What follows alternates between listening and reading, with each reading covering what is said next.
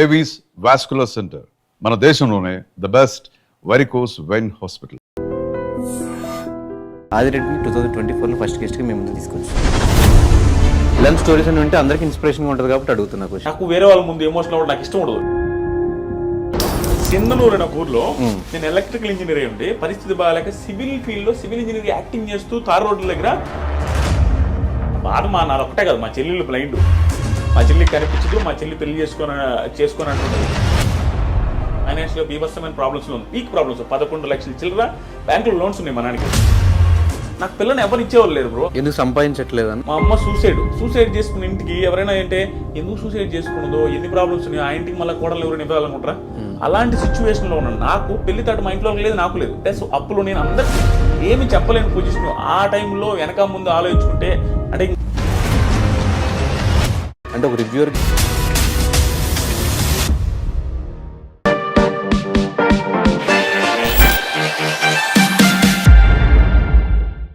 Hi hello namaste, నేను మీ anchor Dhanush. Welcome to I dream. ఈరోజు మనతో పాటు నా గెస్ట్ ఆదిరెడ్డి. ఒక రివ్యూవర్గా తన కెరీర్ స్టార్ట్ చేసి బిగ్ బాస్ మీద రివ్యూస్ చెప్పుకుంటూ అదే బిగ్ బాస్ కంటెస్టెంట్గా వెళ్ళి టాప్ 5 వరకు నిలిచి ఈరోజు యూట్యూబ్లో వన్ ఆఫ్ ద టాప్ రివ్యూవర్స్గా నిలిచి అండ్ చాలామంది రివ్యూవర్స్కి ఒక ఇన్స్పిరేషన్గా నిలిచాడు.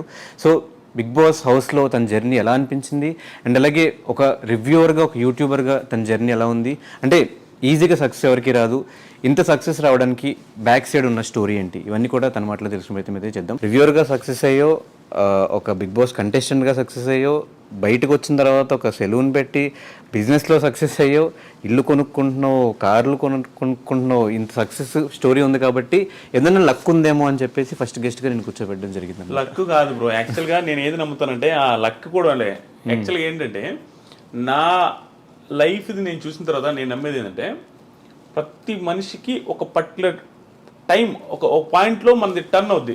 ఆ తర్వాత ఎవడు ఆపలేడు. మళ్ళీ బ్యాక్ వెళ్ళిపోతావు, అతి చేష్టలు చేసావంటే మళ్ళీ డౌన్ అవుతావు.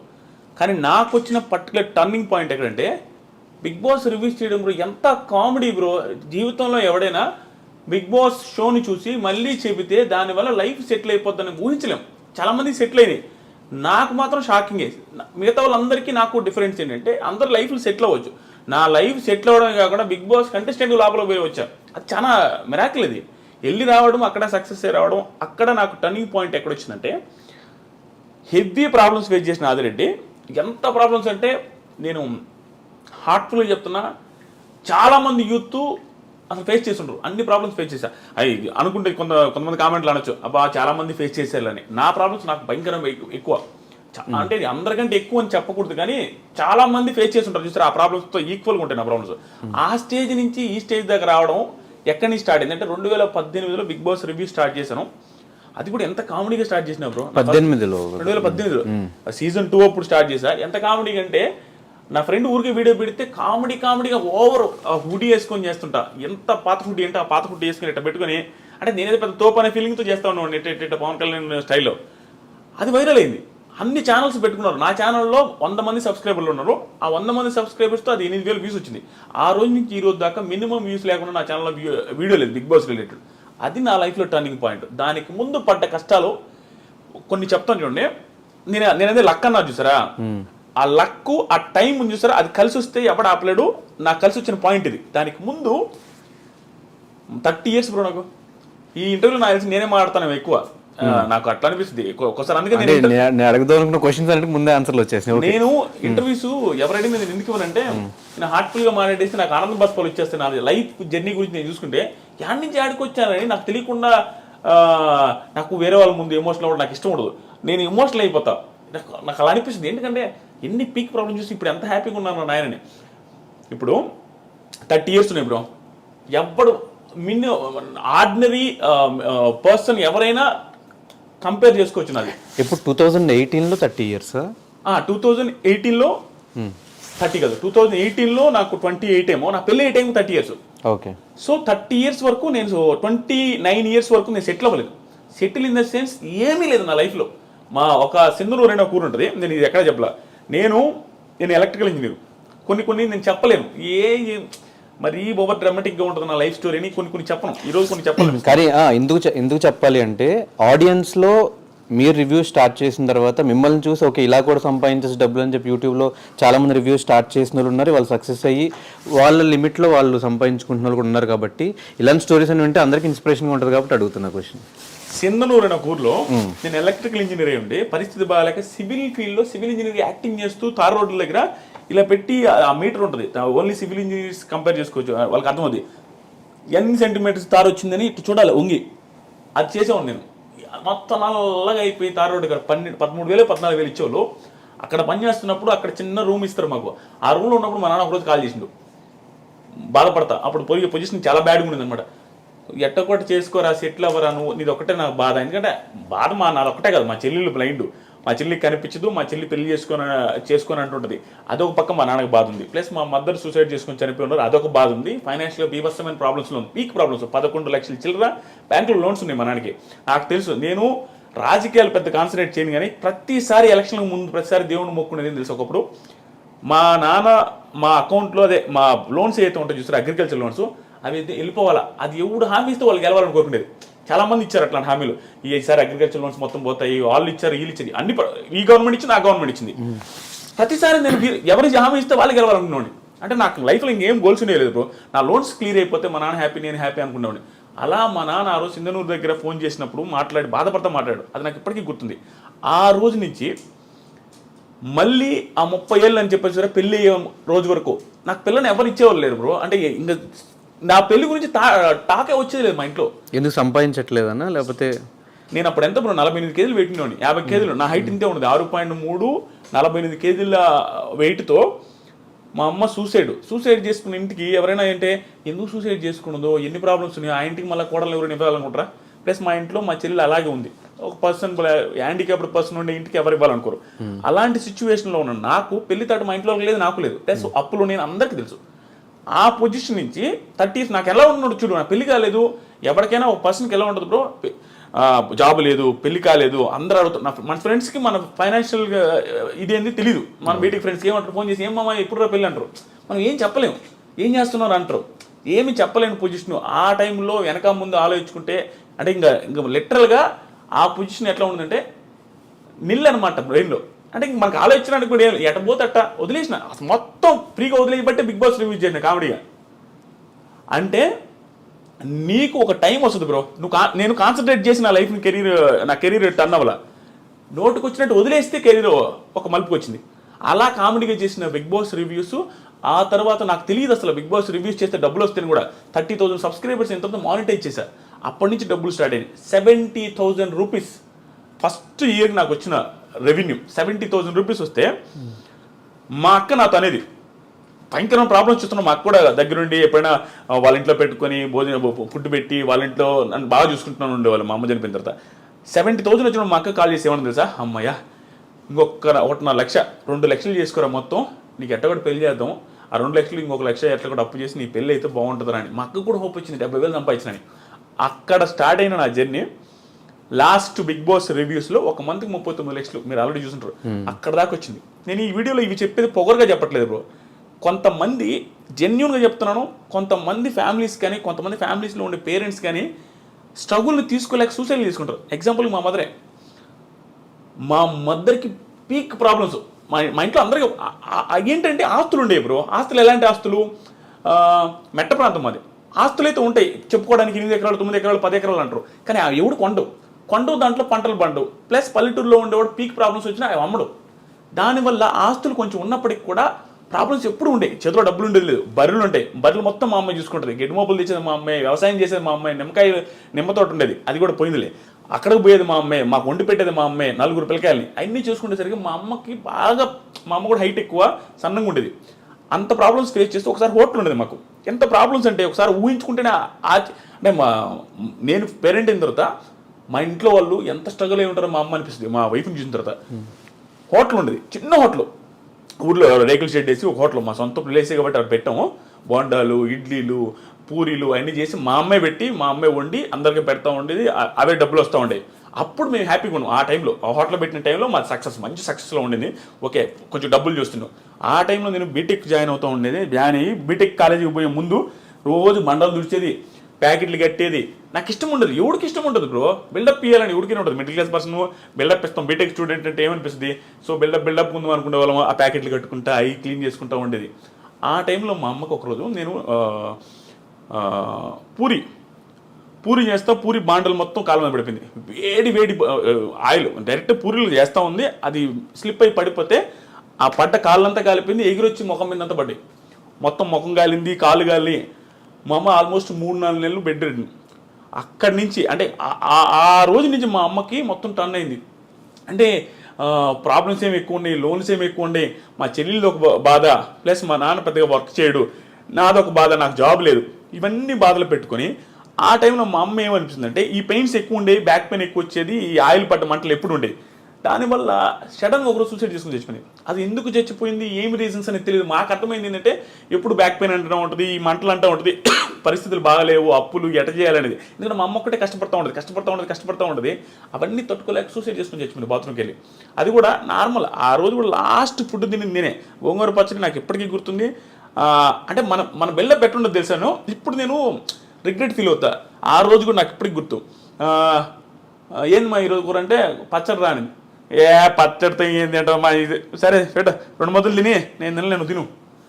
మన బిహేవియర్ అట్లా ఉంటుంది. బిల్డప్ ఇస్తుంటాం కదా, ఇసిరేసేది ప్లేట్లు, అదే విధంగా ఉండేది. అక్కడ పెట్టేస్తే మా అమ్మాయి లాస్ట్లో సరే నేను తింటలేపు అన్నది పెట్టేసి ఆ ఫ్రెండ్ వాళ్ళ ఇంటికి వెళ్ళిన. రోజు ఆడే పడుకునేది మా ఫ్రెండ్ వాళ్ళ ఇంట్లో. ఎందుకంటే చిన్నప్పుడు మా ఇంట్లో దొంగలు పడ్డారు. అప్పటి నుంచి నాకు దొంగలంటే భయం మా ఇంట్లో పడుకున్నాను. అక్కడికి వెళ్తే నేను వేరే ఫ్రెండ్స్తో ఫోన్ మాట్లాడుతున్నా 11-11 టైంలో. నాకు ఫోన్ వస్తా ఉన్నాయి మా ఇంట్లో నుంచి నాన్ స్టాప్గా. కట్ చేస్తా ఉన్నా, మనకి ఓవరు కట్ చేస్తున్నా. ఒక టైంలో ఏక ఫోన్ చేస్తానంటే ఇంటికి అడిగినా అన్నాడు. మర్చిపోయి నేను ఫోన్ ఎత్తకపోతే నా ఫ్రెండ్ లోపల ఇంట్లో ఉన్నాడు. వాడికి ఫోన్ చేసి అది ఎందుకు ఫోన్ ఎత్తట్లేదు, ఒకసారి ఇంటికి రమ్మని రాను. వాళ్ళకి మా అమ్మ చచ్చిపోయిన విషయం చెప్పేశారు. అలా చెప్పేశారు. నేను బయట ఫోన్ మాట్లాడుతున్నా నైస్గా. వాడు పప్పు తిన్న అన్నంతో వచ్చిండు బయటికి వచ్చి, మామ మీ ఇంటి దాకా పెద్ద మామ అన్నాడు. నువ్వు పోయి రాపరా, మీ అన్నతో నాకు పని ఉందంటే నువ్వు పోయి రాపరా. వాడేమనంటే ఎక్స్ట్రా చేయకుండా రామా అనేసరికి సరే అని నేను ఫోన్ పెట్టకుండా మధ్యలో కూర్చొని బైక్లో మాట్లాడుతూ ఉన్నా. వాడులో మా ఫోన్ పెట్టు అన్నాడు. ఫోన్ పెట్టి అన్నాడు. పెట్టేసిన తర్వాత వాళ్ళ తమ్ముడు నా వెనక కూర్చోన్నాడు. నేను మధ్యలో ఉంటే వాడు చెయ్యి నా మీద వేస్తుంటే వాడు అన్నం పప్పు అంతా ఉంది. రే హరీష్ ఇటు చెయ్యి కూడా కడుక్కోవాలన్నా. రే మనకేం తెలియదు కదా, ఇటు చెయ్యి కూడా కడుక్కోలే ముండనాయుడు అంటా ఉన్నా. మర్చిపోయిన అమ్మ అంటాడు. పోతే మా ఇంటి చుట్టూ జనాలు ఉన్నారు. ఏంది వీళ్ళందరూ ఈ టైంలో ఉంటే ఏమైనా గొడవ అయింది ఇంట్లో, ఎందుకు ఏంటి అసలు. పోగానే మా అమ్మని బయట తెచ్చున్నారు, గుండెల మీద వస్తూ ఉన్నారు. అబ్బా నాకు అంటే నేను ఉన్నట్టు బతుకుంది అనుకున్నా. ఎంత అప్పుడు ఇంకా వెంటనే చూడగానే చచ్చిపోయింది. నేను మిద్ది మీద బీభత్సంగా ఏడ్చిపోవడానికి ఆ రోజు నుంచి దాదాపు 1 మంత్ నేను ఫుల్ స్ట్రగుల్ అయిపోయినా. యాక్చువల్గా నేను బాధపడ్ను. అమ్మ నేను ఎమోషనల్ అయిపోతా స్వామి నిజంగానే. యాక్చువల్గా నేను బాధపడ్ను. ఆ టైంలో నా బాధ అంటే తెలిసింది. అంటే వెరీ రెక్లెస్ క్యాండిడేట్ బ్రో. అంటే రెక్లెస్ అంటే మనకి ప్రేమ ఉంటుంది. చాలా మంది పిల్లకాయల దగ్గర యూత్ దగ్గర ఉండేది ఇదే, అమ్మన్న నాన్న ఇష్టమే, తెలియకుండా కోపాలు ఎవరు మీద చూపించలేక ఇంట్లో సిరీస్లు కొడుతూ ఉంటారు ప్లేట్లు. నేనంతే, పప్పుచారు అంటే ఇష్టం, పప్పుచారు చేయకపోతే నేను ప్లేట్ ఇసిరేస్తుండేది, ఏంది కూరలు ఎప్పుడు ఇదేనని. పరిస్థితులు బాగాలేవు, అది మనకు తెలిసినా కూడా బిల్డప్ ఇస్తుంటాం. ఆ సిచ్యువేషన్ అప్పుడు నాకు అన్నీ గుర్తొస్తుంది, ఎంత ఓవర్ చేసాము రా అని. కానీ నిజంగా చెప్తున్నా బ్రో, మా అమ్మ చనిపోయే ముందు 2 months 2-3 months మా అమ్మని భయంకరంగా అర్థం చేసుకుంటాను. చెప్పిన ప్రతి మాట వినేవాడిని. ఎందుకో మా అమ్మ భయంకర స్ట్రగుల్ అవుతుంది నాకు అర్థమైంది. అక్కడ ఒక టైం వస్తుంది చూసారా, మనం కూడా ఎంత ఎదవైనా అర్థం చేసుకుంటాడు. ఆ పక్కలో నేను ఎంత ఇబ్బంది పడుతున్నాను ఆ టైం అది మళ్ళీ అర్థం చేసుకునేది బ్రో. చిన్న మాట, ఒకప్పుడు నేను రోడ్లో పేరాపర్ వచ్చినాడు అంటే నేను పంపము అనేవాడిని. అలాంటిది ఒక మాట చెప్పిన వెంటనే వెళ్ళేవాడిని. మా అమ్మకి భలే నేను ఒక్కని ఎంత బాగా వింటున్నాడు అనే ఫీలింగ్లో ఉండేది. కానీ సడన్గా చేసుకునేసరికి మాకు ఎవ్వరికి అర్థం కాదు. అది ఎట్లా అంటే బాత్రూమ్ రేకులు బాత్రూము. మా అమ్మ 5.7 5.8 ఉంటుంది, ఆ ఎత్తు 5.9 ఉంటుంది అంతే. ఆ బాత్రూమ్ అంటే మనిషి ఊరేసుకొని ఏలాడాలంటే కాలు తగులుతుంటాయి. ఎలా ఎంత ఇబ్బంది పడి ఊరేసుకున్నదని మాకు ఇప్పటికీ ఆశ్చర్యంగా అనిపిస్తుంది. ఎంత పెయిన్ ఉంటే బాధపడద్దని. ఈ సుత్తంతా నేను ఎందుకు చెప్తున్నా అంటే, సుత్తి కాదు, చాలా మందికి ఇది ధైర్యాన్ని ఇవ్వాలి నాకు. ఆ పొజిషన్ నుంచి మా అమ్మ లైఫ్ మారదులే, ఇంకా నా జీవితమే ఇంతే అనుకుని సూసైడ్ చేసుకుంటే, అంటే నేను ఇంకా నా లైఫ్ మారదు అనుకుంటే, నేను ఇప్పుడు 20 మంది లైఫ్లు మారుస్తున్నా. నేను సెలూన్ పెట్టి నా సెలూన్లో 20 మంది పనిచేస్తున్నారు, నా చుట్టూ 5-6 మంది ఉంటారు, వాళ్ళ లైఫ్లు నేను చూసుకుంటూ ఉంటాను. ఇన్ని లైఫ్లు నేను మారుస్తుంటే మా అమ్మ లైఫ్ మార్చలేను అనుకున్నది. హోప్లెస్కి అయిపోయి సూసైడ్ చేసుకుని చచ్చిపోయింది, ఇంకా ఆనందం ఉంటుంది. అదే మా మదరు సూసైడ్ చేసుకోకుండా ఎదిరించి పోరాడి ఇక్కడ దాకా ఉండుంటే ఈరోజు మా మదర్ ఉన్నప్పుడు నా సక్సెస్ ఇంకా ఎక్కువ ఉండేది కూడా, ఆనందంలో ఇంకా హ్యాపీగా ఉండదు. ఇప్పుడు మేము వీడియో చేస్తున్నాం, మా అమ్మ మదర్ కూడా మా వీడియోస్లో ఉండుంటే ఇంకా ఎంత బాగుంటుంది. ఇవన్నీ ఆలోచించుకుంటుంటే నాకు అనిపిస్తుంది, ఒరే నాయన సూసైడ్ ఎందుకు చేసుకుంటారో, నా లైఫే బెస్ట్ ఎగ్జాంపుల్. అసలు టర్నింగ్ పాయింట్ ఉండదు, హ్యూజ్ ప్రాబ్లమ్స్ కానీ మా అమ్మ సూసైడ్ చేసుకున్నది. నా లైఫ్ ఈరోజు ఎట్టుంది, ఏ రకంగా ఉంది. మా ఊర్లో ఇంకొక ఎగ్జాంపుల్, నేను క్వశ్చన్ కూడా అడగ, నాకు మా ఊర్లో చిన్న ఎగ్జాంపుల్ చూడండి లైఫ్ మారడానికి. నేను జస్ట్ ఒక ఇంగ్లీష్ మాట మాట్లాడితే యా అన్నా ఒకరి ముందు, ఏదో అడిగితే యా అంటే మేము కానీ మెతుకులేదు కానీ ఇంగ్లీష్ నీకు అన్నారు. నేను 10th చదివేటప్పుడు ఆ పొజిషన్ అట్లుండేది మాకు. ఆ రోజు నుంచి నా దగ్గర అప్పు తీసుకుని 10,000 ఎగ్గొట్టారు. అది అక్కడ దాకా వచ్చి ఇవన్నీ మా అమ్మ చోళ్ళ అయిపోయింది. ఇప్పుడు ఇంట్లో వాళ్ళకి ఎట్ట బ్రో, పల్లెటూరు ఆడవాళ్ళకి ఎట్ట, మా కొడుకు 30,000 శాలరీ అయితే 50 చెప్పుకుంటారు, అదే వాళ్ళకి ఆనందం. ఇవన్నీ మా అమ్మ చూడలేకపోయింది. ప్లస్ బంగారం ఉండేది లేదు, ఏ పెళ్ళిళ్ళకి పోయినా మా అత్తోళ్ళ దగ్గర తీసుకుని పోయేది. ఆ పొజిషన్ నుంచి ఈరోజు ఏమైనా కొనిచ్చే పొజిషన్ చూడలేకపోయింది. అందుకని ఆవేశపడకూడదు మనిషి. ప్రతి ఒక్కడికి నేనే సక్సెస్ అయినా బ్రో, నా దగ్గర టాలెంట్ లేదు, నేను జెన్యున్గా ఒప్పుకున్నా, నా దగ్గర ఏ టాలెంట్ లేదు, మాట్లాడతా అంతే, ఏది హార్ట్ఫుల్గా మాట్లాడతా, ఏది అనిపిస్తే అది మాట్లాడతా. టాలెంట్ లేని నేనే పెద్దగా చదివాను కూడా కాదు, ఓకే ఏదో వచ్చాయి. అలాంటి పర్సన్ నేనే సక్సెస్ అయిపోయి నా లైఫ్ మా ఫ్యామిలీ లైఫ్ మార్చేస్తే ఎంతోమంది బీభత్సమైన టాలెంట్ ఉంటుంది, వాళ్ళు ఎందుకు చచ్చిపోవాలా, వాళ్ళు ఎందుకు సూసైడ్ చేసుకోవాలి, నాకు అర్థం కాలే. నువ్వు వెయిట్ చేయి, బిగ్ బాస్ తుప్పాస్ బిగ్ బాస్ చాలా మంది ఆ షోని తిట్టుకుంటూ ఉంటారు, ఇప్పుడు తెలియదు ఉంది అది ఒక షోనా అంటారు. ఇన్ని చెప్తుంటే ఆ షో ఒక లైఫ్ మార్చింది, ఒక ఫ్యామిలీ లైఫ్ మార్చింది, మా తరాన్ని మార్చింది. ఇక్కడ నుంచి మా తరం స్టార్ట్ అయిపోద్ది, మా ఒక జనరేషన్ మార్చినట్టే. దాంతోపాటు నా చుట్టూ ఉండే ఒక 20 మంది బతుకుతున్నారు. దీంట్లోనే కెరీర్ ఎత్తుక్కోగలిగిన టైం వస్తే, అన్ని కలిసి వస్తే, అలాంటిది వేరే వాళ్ళు ఎందుకు ఎత్తుకోలేరు, చదువుకొని బాగా చదువుకున్న వాళ్ళు. సో నేను ఈ ఇంటర్వ్యూలో కానీ ఎక్కడొచ్చినా నేను ఈ పాయింట్ నా జీవితం మొత్తం చెప్తా ఉంటా, సూసైడ్లు చేసుకోవద్దు. ఏ లైఫ్ ఏ టైంలో నీకు రోడ్డు మీద 1 కోటి రూపాయలు దొరుకుతుందో తెలియదు. నీకు ఏ పిల్ల నిన్ను నచ్చి ఆ పిల్లకి 100 కోట్లు ఉంటే నీకు తెలియదు. నీకు ఎక్కడైనా చేంజ్ అయిపోవచ్చు, నీ లైఫ్ మొత్తం డిజాస్టర్ నుంచి హై క్లాస్లోకి వెళ్ళిపోవచ్చు.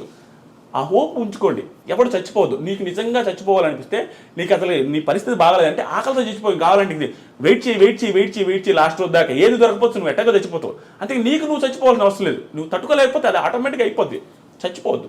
అది నేను అనుకునేది. ఆ పొజిషన్ నుంచి ఈ పొజిషన్ దాకా వచ్చి చూసారా, నేను ప్రతిసారి చాలామందికి చెప్పేది అంటే, నేను నా ప్రాబ్లమ్స్ ప్రతిసారి చెప్తుంటా. ఎందుకు తెలుసా, నాకు ఇప్పుడు ప్రాబ్లం ఉందని నేను చెప్పట్లా. నేను డైరెక్ట్గా చెప్పే కదా 39 లక్షలు ఒక నెలలో వచ్చినాయి, నాకు ప్రాబ్లం లేవు, సింపతి కాదు ఇది. నాకు ఒకప్పుడు ప్రాబ్లమ్స్ ఉన్నాయి, ఇప్పుడు లేవని చెప్తున్నా. ఇది ఇన్స్పిరేషన్గా ఉంటుంది, జనాలు చూసేవాళ్ళకి అనే ఉద్దేశంతో చెప్తుంటా. ఎందుకంటే చూసేవాడికి ఒకటి, పోనీ వాడి పొజిషన్ ఆ రోజు ఇంత బ్యాడ్ అంటారా, మంది అంత బ్యాడ్ కూడా లేదు. ఇప్పుడు ఆడి లైఫే మారింది, మన లైఫ్ ఎందుకు మారదురా, ఎందుకు మనం చచ్చిపోవాలనే ఆ హోప్ రావాలి జనాలలో. సూసైడ్ చేసుకునే అంత ఎదవలు లేరు. మా అమ్మని ఇప్పటికీ మా ఊర్లో తిడతారు, పోతే ఆ రోజు సూసైడ్ ఆ పిల్ల ఆ ఎదవగా పోతే అట్లా చచ్చిపోకుండా ఈ రోజు బంగారం ఉండి కదనే ఆవేశపడి ఆ పిల్ల అటు చేసుకుంది కానీ మమ్మల్ని తిట్టా ఉంటారు అందరూ. అంతే కదా, చాలా ఇది బ్రో ఇవన్నీ. కానీ పర్ఫెక్ట్ ఎగ్జాంపుల్, 28 సంవత్సరాలకి ఒక రూట్ ఎంచుకుని సక్సెస్ అవ్వడం అంటే చిన్న విషయం కాదు. కానీ ఇన్ని రూట్స్ ఉండగా, అంటే రివ్యూస్ చెప్పాలి అని థాట్ వస్తే సినిమాల మీద చెప్పొచ్చు, పొలిటికల్గా చెప్పొచ్చు. అప్పటికి పొలిటికల్ రివ్యూస్, సినిమా రివ్యూస్ ఇవన్నీ ఇండస్ట్రీలో ఉన్నాయి. ఇవేం కాదని బిగ్ బాస్ అనే షో మీద ఫస్ట్ టైం రివ్యూ చెప్పింది మీరే అనుకుంటా తెలుగు. అంతకుముందు నేను అది కూడా నేను చెప్తాను కదా, అంతకుముందు దిస్ ఈజ్ ఫనీ అని ఉంటాడు. దిస్ ఈజ్ ఫనీ అతను చూసి నేను రివ్యూ స్టార్ట్ చేసింది. అతను ఏదో లైవ్ చేస్తూ ఉంటే నాకు 3-4 వేల మంది చూస్తాం, అది చూసి ఇతను ఎవరు స్వామి ఇంతమంది ఫ్యాన్స్ అనుకుని కామెడీగా మా ఫ్రెండ్తో చెప్తాను, ఇతను ఎవరు ఆయన కూడా బిగ్ బాస్ రివ్యూ చేసాడు. మా ఫ్రెండ్తో అన్న ఇతను వీడియోలు ఏందని ఇంతమంది చూస్తున్నాయంటే, మామూలుగా అంటగా వాడేందన్న చేసిదే మనం చేయలేమా, వాడు బిల్డప్కి మావాడు నువ్వు కూడా చేయన్నా అని చెప్పి వీడియో పెట్టా చేసిన, అది సక్సెస్ అయింది, ఆ నుంచి వచ్చింది. నేను చెప్పింది అదే బ్రో, విషయం కాదు, తెలియకుండా నీకు ఒకటి వస్తుంది ఆ టైము. నాకు వచ్చింది అంతే, నా టాలెంట్ కాదు. అందుకని చెప్తాను, ఎవరికైనా ఒక టైం వస్తుంది. సో బిగ్ బాస్ రివ్యూస్ ఎందుకు చేసిన అంటే, నేను ఫస్ట్ యూట్యూబ్ ఛానల్ పెట్టి స్టార్ట్ చేసిన రైతుల గురించి వీడియోలు, రైతుల లాసులు కష్టాలు ఏంది, మీరేమో రైతులు అంటుంటే మీరు శ్రీరెడ్డి ఆవిడ వీడియోలు ఎక్కువ వేసుకుంటున్నారు, ఇంటర్వ్యూలు ఆవిడ వస్తున్నాయి, అప్పుడు ఫేమస్ ఆవిడ, ప్రతి ఒక్కటి కాంట్రవర్షియల్ భలే ఉండేది వ్యూస్. అట్లా ఉన్నారు, రైతులు ఊరు పట్టించుకోలేదని ఆ వీడియోలు చేస్తే ఊరు చూసేదిలే, బిగ్ బాస్ గురించి చూడగానే అందరూ చూసారు. ఇంకా అందుకని బిగ్ బాస్ చేస్తాం. ఇప్పుడు ఏది వస్తే అదే చేస్తాం, డబ్బులు వస్తే ఏం తెలియదు. తర్వాత వచ్చినాయి 70,000 వచ్చినాయి, నెక్స్ట్ ఇయర్ 1,80,000 వచ్చినాయి, ఆ తర్వాత ఇంకొంచెం ఎక్కువ వచ్చింది, ఆ తర్వాత ఇంకొక ఎక్కువ వచ్చింది, తర్వాత బిగ్ బాస్కి వెళ్ళాం, తర్వాత ఇక్కడ వచ్చాం. కానీ రివ్యూర్ న్యూట్రల్ గా ఉండాలి కదా, అంటే బయటకు వెళ్ళి 2K వాక్ చేయాల్సిన అవసరం కూడా లేదు కదా, న్యూట్రల్ గా వీడియోస్ చేస్తే అయిపోయేది కదా. అది ట్రూ బ్రో. అది ఆ రోజు ఏమైందంటే, అది కొంచెం పిల్ల బచ్చే చేస్తాలే, నేను యాక్సెప్ట్ చేస్తా, అది నిబ్బా చేస్తా. 28 years మీకు, నాకు 28, నా కెరీర్ కి నిబ్బా కెరీర్ నిబ్బా కెరీర్ అది. సో నాకు అంత సీరియస్ ఇది ఏం లేదు, అప్పటికప్పుడే సెట్ అయ్యాను, అప్పుడప్పుడే దానికి డబ్బులు కూడా రాలి అప్పటికి, ఎందుకంటే మానిటైజ్ కూడా అప్పుడే ఛానల్ స్టార్ట్. నేను ఎప్పుడు సీజన్ మధ్యలో స్టార్ట్ చేశా, 70 రోజు 60 రోజు స్టార్ట్ చేసిన ఛానల్ని, అక్కడి నుంచి ఆ 40 రోజులు చేసిన రివ్యూ అంతే. అప్పుడు నిబ్బా కెరీర్లో ఉండి నాకు తెలియక చేశా. స్టిల్ ఆ రోజు ఊపుకి, మీకు తెలుసో తెలీదు, ఆ రోజు ఊపికి ఊడికైనా కూడా బయటకు వెళ్ళి కౌస్టల్ అంటారా అనే ఊపు ఉండింది ఆ సీజన్. ఆ ఊపులో కలిసిపోయింది తప్ప అంతమించి రివ్యూవర్ చెప్పకూడదు చేయకూడదు అనేసి అంతేం ఆలోచించడం. కానీ బయటకు వచ్చే మీ ఛానల్కి స్ట్రైక్స్ వేసాడు కదా కౌశల్. ఏదో అది మిస్అండర్స్టాండింగ్స్ వచ్చి అట్లా ఇట్లా వేశారు. అనేది నేను ఫీల్ అవ్వలేదు, ఆ ఛానల్ ఏం పోలేదులే, ఒక 2 స్ట్రైక్లు ఏం పడ్డాయి, 3ది పర్లేదు, అది వాళ్ళ ఇష్టం. Still I have too much of gratitude for Kaushal అన్న. కానీ ఎప్పుడన్నా రివ్యూవర్స్కి అందరు డబ్బులు ఆఫర్ చేస్తారు, మీరు ఎవరి గురించి పాజిటివ్గా మాట్లాడారంటే వీళ్ళు డబ్బులు ఇచ్చి ఉంటారు, వాళ్ళ గురించి తిట్టారంటే వీళ్ళు డబ్బులు ఇచ్చి ఉంటారు అన్న మాటలను వినిపిస్తుంటాయి కదా. ఎప్పుడన్నా అలాంటి ఆఫర్స్ వచ్చినాయి? ఆఫర్స్ వచ్చాయి, నేను అసలు కేర్ చేయను బ్రో. ఎందుకంటే జెన్యూన్గా నీకు కూడా తెలుసు నా బిహేవియర్, నేను అసలు డబ్బులు లెక్కే చేయను. నేనే 10 మందికి ఇస్తుంటాను, నాకు ఒకడు ఇస్తానంటే ఇప్పుడు ఒకడికి ఇగో హట్ అవుతా బ్రో. ఒకటి 10 మందికి హెల్ప్ చేసి 10 మందికి డబ్బులు లెక్క చేయనోడు ఒకడు వచ్చి నాకు ఇస్తానని నాకు కాలదా, ఎవరికైనా కాలదే, ఈడే నాకు ఇచ్చేదని. నేను అట్లా చాలా ఒక 2-3 చెప్పింది, నేనే నీకు ఇస్తానన్నది కూడా ఉంది. అంటే కాలద్ది ఈడ, అంటే డబ్బులు ఇస్తే అంత చీప్గా కనపడుతున్నాం మనం అని. ఎందుకంటే ఎవరు డబ్బులు ఇస్తే మనం ఎన్ని రోజులను పొగుడుతాం బ్రో, అక్కడ విషయం లేకుండా పొగిడితే నీ ఫ్యూచర్, నీ లైఫ్ ఇది. ఛానల్ ఎత్తేసిపోతావా? మన ఐడ్రీమ్ ఛానల్లో ఒక డబ్బులు ఇస్తే మనం పొగిడితే కూర్చుంటారు, ఛానల్లో ఏముంటుంది ఇక, అట్లా ఉండదు కదా. ఏదైతే అనిపిస్తుందో అది చెప్తేనే నీ ఫ్యూచర్ ఉంటుంది. ఆడిచ్చే 20-30 కంటెస్టెంట్కి ఎంత వస్తుంది బ్రో? పాపం వాళ్ళు ఎంత కెరీర్, ఇప్పుడు బిగ్ బాస్కి వెళ్తున్నారంటే కెరీర్ సెట్ గానే వాళ్ళు వెళ్తారు మోస్ట్లీ. అలాంటి వాడు డబ్బులు ఇచ్చి ఎంత ఇచ్చి కొంటాడంతే. ఒకటో ఎపిసోడ్లో పొగుడతాం, 100 ఎపిసోడ్లో పొగడగలుగుతామా? సో కరెక్ట్గా ఏ ఎపిసోడ్లో నెగిటివ్ చేస్తే వాడు అడగడా డబ్బులు తీసుకున్నావు, నెగిటివ్ చేస్తామని, వాడికి ఏం సమాధానం చెప్పాలా? అది ఇంపాసిబుల్. ఎవరికి డబ్బులు ఇవ్వరు, ఏ రివ్యూలు డబ్బులు తీసుకొని రివ్యూ చేయరు. కానీ పర్సెప్షన్ వేరు ఉంటుంది. బిగ్ బాస్ షోనే 100 మంది 100 రకాలుగా కనపడుతుంది కాబట్టి ఆదిరెడ్డికి ఒక రకంగా కనపడుతుంది, దిస్ ఈజ్ ఫనీకి ఒక రకంగా కనపడుతుంది కాబట్టి ఒక్కొక్కరు ఒక్కొక్క యాంగిల్ చెప్తారు. అంతకుమించి ఏమి లే. జనాలు ఏమో తిడతారు బ్రో, జనాలకు కూడా వేరే యాంగిల్ కనపడింది కాబట్టి మనల్ని తిడతారు. తిట్టడం అంటే అది క్రిటిసైజ్ చేస్తారు, అది తప్పు ఏం కాదు. కానీ కొంతమంది పర్సనల్గా వెళ్ళి తిడతారు. నన్ను తిట్టడమే కాదు, కంటెస్టెంట్స్ కానీ పర్సనల్గా తిట్టే మూర్ఖులు ఇంక వాళ్ళు సైకోలు అంతే. మొన్న ఏదో కారు అద్దాల బాల్ ఉంటారు చూడండి, ప్రశాంత్ పేరు మీద చెప్పి, అలాంటి సైకోలు ఎలాగైతే ఉంటారో వేరే వాళ్ళ ఫ్యామిలీస్ని తిట్టేటప్పుడు బ్రో, ఒక నేను అమ్మాయిని తిట్టేటప్పుడు అడిగి వాళ్ళ అమ్మ గుర్తొస్తే ఎందుకు తిడతారు బ్రో? నేను ఎవ్వరిని తిట్టాను బ్రో. ఎందుకు తెలుసా? నాకు మా అమ్మ అన్న మన అంటే ఇష్టం. ఎందుకు నేను వాడిని అమ్మ నా బూతులు నేను తిట్టానంటే ఆ రిటర్న్ ఖచ్చితంగా మా అమ్మని తిట్టడు. మా అమ్మని ఎందుకు తిట్టించుకోవాలి బ్రో? నాకు ఆ ఫీలింగ్ ఉంటుంది, ఆ ఎదలకు ఉండదు. పర్సనల్గా నేను నా లైఫ్లో ఎవరిని ఏమన్నా బ్రో, ఆఫ్ స్క్రీన్ అన్ను, ఆన్ స్క్రీన్ వీడియోలు కూడా అన్నాను. ఎందుకంటే నాకు ఇష్టం ఉండదు బిగ్ బాస్ రివ్యూస్ అయితే. కానీ కారద్దాల గురించి టాపిక్ తీస్తే, ప్రశాంత్ ఇష్యూలో మేము ప్రశాంత్తో ఫైట్ చేసింది, ప్రశాంత్ మాతో ఫైట్ చేసినప్పుడు లాస్ట్లో మీరు ఒక వీడియో పెట్టి ఈ విషయం మీద క్లారిటీ అని చెప్పి ఒక వీడియో పెట్టారు. మాకు నిజంగా అర్థం కాల, ప్రశాంత్కి సపోర్ట్ చేశారా, ఇటు మాకు సపోర్ట్ చేస్తున్నారా అనేది క్లారిటీ లేదు. ఒకసారి నాకు ఆ క్లారిటీ ఇచ్చేస్తే ఎవరికి సపోర్ట్, అక్కడ ఎవరికి తప్పు, ఎవరిది తప్పు కాదు, క్లారిటీ ఇచ్చేస్తే నాకు కూడా హ్యాపీగా ఉంటుంది. ఇంటర్వ్యూ చేసి మేము ఎక్కడ చేసాం? మేము తన గేమ్ గురించి మాట్లాడితే తను నెగిటివ్ చేసినట్టు. గేమ్ గురించి మేము ఎక్కడ మాట్లాడలేదు, స్టోరీస్ పెట్టాం, గేమ్ గురించి ఎక్కడ మాట్లాడలేదు. మేము చెప్పింది, మేము ఆ రోజు ఫీల్ అయిన విషయం చెప్పాం. ప్రశాంత్ జెన్యూన్ గానే గేమ్ ఆడాడు, కానీ ఆ రోజు మేము ఫీల్ అయిన విషయం మాత్రమే పెట్టాం. డైరెక్ట్ చెప్తాను, ఫీల్ అయ్యారు అన్నారు కదా, ఆ రోజు వీడియోలో కవర్ చేయలేదు. కానీ యాంకర్ శివబ్రో ఉన్నారు కదా, ఆయన బిగ్ బాస్ కంటెస్టెంట్, ఎంతమందికి ఇచ్చారు ఇంటర్వ్యూలో? ఆయన ఎవరికి ఇవ్వలేదు. మరి ప్రశాంత్ ఎందుకు ఇవ్వాలి? శివ ఇవ్వకపోయినా అడిగిన వాళ్ళందరికీ ప్రాపర్గా ఆన్సర్ చెప్పాడు. ఇప్పుడు ఇవ్వదలుచుకోలేదు, అగ్రిమెంట్ ఉందని కొంతమంది చెప్పాడు. అబద్ధమైనా అవ్వచ్చు, అగ్రిమెంట్ ఉందండి నేను ఇవ్వలేను అని చెప్పొచ్చు, అలా ఇంకోటి ఏమైనా చెప్పొచ్చు, రేపిస్తే ఎల్లుండిస్తే నెక్స్ట్ వీక్ ఇస్తుంది అని చెప్పొచ్చు. అంతేగాని మా పొలానికి రా ఇలాంటి మాటలేం శివ మాటలు. ఒకవేళ మాట్లాడితే శివది కూడా తప్పే. ఓకే, నేను అదే డీలింగ్, నేను అది చెప్పాను. నేను కూడా నా వీడియోలో, నేను ఇప్పుడు ఆ వీడియో క్లారిటీ ఇస్తాను. నేను ఆ వీడియోలో కూడా చెప్పింది ఏంటి, ప్రశాంత్ మీడియా వాళ్ళు ఏదైనా నిజంగా ఏదో ఒక బూత్ తిట్టారనగా ఆ తిట్టునుంటే తప్పే అని చెప్పా. కానీ దానికి ప్రూఫ్ లేదు, నాకు ప్రూఫ్ ఉన్నట్టే మాట్లాడండి. అదేవిధంగా ఇది కూడా చెప్పాను, నేను న్యూట్రల్గా చెప్పాను, మీకు అనిపించవచ్చు, ఉన్నది చెప్పా. నీతో ఉన్న పరిచయానికి, శివబ్రోతో ఉన్న పరిచయానికి వీళ్ళిద్దరు అంత ఓవర్ చేసి అంత చేసే మెంటాలిటీ కాదు. ఎందుకంటే నేను కూడా ఇంటర్వ్యూలో నేను ఏం చేయలేదు, ఈవెన్ యాంకర్ శివ కూడా అడిగాడు, నేను ఏం చేయలేదు. ఆయన మైండ్ సెట్ ముఖం మీద అట్లా అంటాడు, కానీ మరి గ్రడ్జ్ పెట్టుకుని ఒక ఇంటర్వ్యూ కోసం చేసి అంత చీప్ మెంటాలిటీ. ఎందుకంటే 2-3 సార్లు కలిసాను, నాకు తెలుసు. అదే చెప్పిన, ఉన్నది చెప్పినా కాబట్టి మీకు అనిపించలే Dhanush waste candidate, Shiva waste candidate అంటే మీకు బాగా అనిపించేది రివ్యూ. కానీ అది కాదు, కానీ నాకు ఆ వీడియో పర్టికులర్ ఆ వీడియో చూసిన తర్వాత ఆదిరెడ్డి ఏమన్నా రివ్యూస్ కూడా న్యూట్రల్గా చెప్తాడా, అటు కర్ర విరగకూడదు పాము చావకూడదు అనే సామెతను ఏమన్నా బాగా పట్టుకుని ఉన్నాడా అని ఒక అనిపించింది, నిజమేనా? అది నిజం కాదు బ్రో. ఏంటంటే ఎవరు అవుదన్నా కాదన్నా అంటే నేను ఓవర్గా చెప్పుకునేది ఏం లేదు. నేను అసలు ఎప్పుడు చెప్పుకోను. నేను ఎప్పుడైనా నా దగ్గర టాలెంట్ లేదని చెప్తాను, నాకంటే బాగా రివ్యూస్ చెప్పుకోవాలని చెప్తాను. కానీ నా అదృష్టం కొద్దీ జనాలు అభిమానిస్తున్నారు కాబట్టి టాప్ రివ్యూ ఛానల్ ఎక్కువ వ్యూస్ వచ్చేది మందే. సో నా రివ్యూస్ని అందరూ చూస్తుంటారు కాబట్టి ఏది మిస్ చేసినా నన్ను వేసుకుంటారు. అది తెలుసు కాబట్టి నేను ఏది మిస్ చేయను. అది ఏది మిస్ చేయకుండా చెప్తున్నప్పుడు ఏమనిపిస్తుంది అంటే అన్ని యాంగిల్స్ కవర్ చేయడం వల్ల న్యూట్రల్ అనిపిస్తుంది. ప్లస్ కర్ర విరగదు పాము జావదన్న ఫీలింగ్ వస్తుంది. దానికి నేను ఏం చేయమంటారు, నేను అన్ని యాంగిల్స్ కవర్ చేస్తా, రెండు వైపులా మాట్లాడతా. సో ఓవరాల్గా ఈ సీజన్ 7 రివ్యూస్ ఎలా అనిపించినాయి బ్రో? మొత్తం డ్రామా, మొత్తం బిగ్ బాస్ అయ్యేంత వరకు ఒక డ్రామా, అయిన తర్వాత ఇంకో డ్రామా. అదే అడదాం అనుకున్నా బ్రో. నాకు రివ్యూస్ వచ్చారు బ్రో. సింపుల్గా ఈ 6 సంవత్సరాల రివ్యూస్ 6 సీజన్ రివ్యూస్కి నాకు వచ్చింది 3 లక్షల సబ్స్క్రైబర్లు. అయితే ఈ సీజన్గా 3 లక్షల కంటే ఎక్కువ వచ్చారు సబ్స్క్రైబర్లు. ఈ 6 సీజన్స్ మొత్తం మీద వచ్చిన డబ్బులకి ఈ సీజన్ అంత డబ్బులు వచ్చినాయి. ఒక్క స్టేట్మెంట్స్ చెప్పినాయి. అది చాలా హ్యాపీ నాకు. దాని వరకు అంతే స్ట్రగుల్ ఉంది, అంతే కష్టం ఉంది. అది అంత పక్కన పెడితే మీరు అడిగారు చూసారా డ్రామాని, సీజన్ మొత్తం మీద జరిగింది గుర్తుండదు ఎవరికి. ఈ డ్రామా లైఫ్ లాంగ్ గుర్తుండిపోద్ది. ఏదైతే ఆ drama in the sense Prashant ఏదో చేసిన డ్రామా అని కాదు, ఆ సిచ్యువేషన్ డ్రామా అంటున్నా.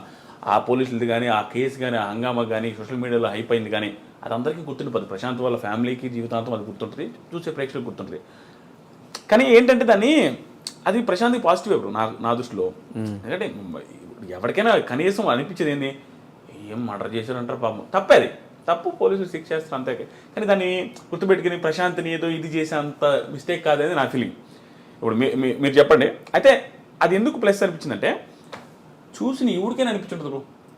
ఎంత ప్రశాంత్ హేటర్కైనా ఎవడో సైకోలు తప్ప పాపంరా మరి అరెస్ట్ చేసేసరికి అనిపిస్తుంది కదా, పాపం గెలిచేసి వచ్చాడు, పాపం పోవాలనుకో గెలిచేసి వచ్చినప్పుడు ఆ ఆనందం లేకుండా పోయింది కదా పాపం అని పాపం ఎవరికైనా అనిపిస్తుంది. నీకైనా అనిపించుంటుంది, శివకైనా అనిపిస్తుంది. ఈవెన్ వాళ్ళ ఫాదర్ వాళ్ళ మదర్ వీడియోస్ చూసినప్పుడు ఇంటి దగ్గర నుంచి లాక్కొచ్చిన బయటకు పడుకొని ఉంటాడు వాళ్ళ ఎవరికైనా అనిపిస్తుంది అది అంతలా బయటకినా. సో అది అతనికి మంచి జరిగింది.